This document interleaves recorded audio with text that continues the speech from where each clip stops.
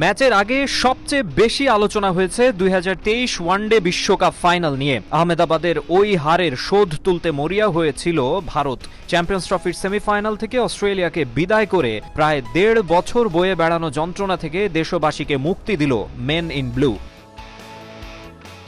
পাকিস্তান থেকে ট্রাভেল করে আমিরাতে এসে একদিনের প্রস্তুতি নিয়েই হাই ভোল্টেজ ম্যাচে মাঠে নামতে হয় অস্ট্রেলিয়া দলকে। তার উপর নেই প্রথম সারির বেশ কিছু ক্রিকেটার। খর্বশক্তির অজিদের বিপক্ষে ম্যাচেও টস হারের রীতি ধরে রাখেন রোহিত শর্মা।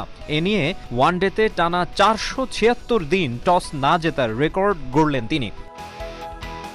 বোলিং ইনিংসের শুরুটাও ভালো হয়নি ইন্ডিয়ার। 23 বিশ্বকাপ ফাইনালে ভারতীয়দের স্বপ্ন গুড়িয়ে দেয়া ট্রাভিস হেডের ক্যাচ তালুবন্দী করতে পারেননি মোহাম্মদ শামি। তবে নিউম্যান কুপার কনোলিকে শূন্য হাতে ফেরান তিনি।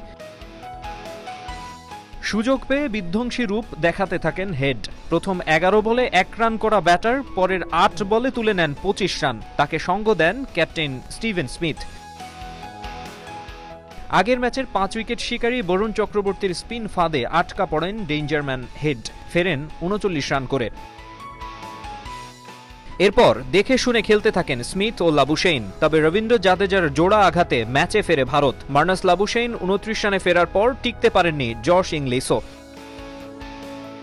অ্যালেক্স ক্যারিকে সঙ্গে নিয়ে দায়িত্বশীল ব্যাটিং চালিয়ে যান স্মিথ। দুজনই পেয়েছেন 50-র দেখা।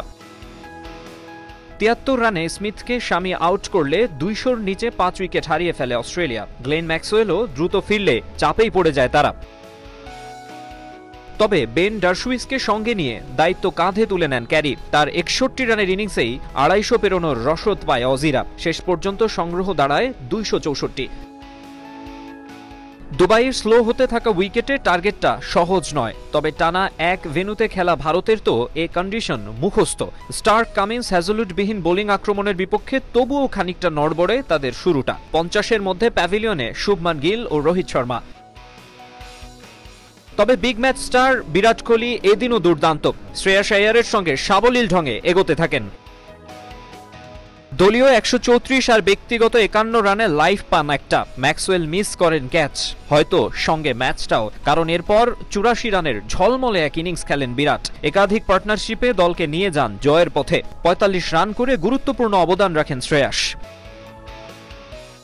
জাম্পা, এলিসরা মাঝে কিছু উইকেট নিলেও টিম ইন্ডিয়া অপ্রতিরোধ্য। লম্বা ব্যাটিং লাইনআপের কাকে রেখে কাকে থামাবে অজিরা? অক্ষর প্যাটেল 27 আর হার্দিক পান্ডিয়া করেন কুইক ফায়ার 28 রান।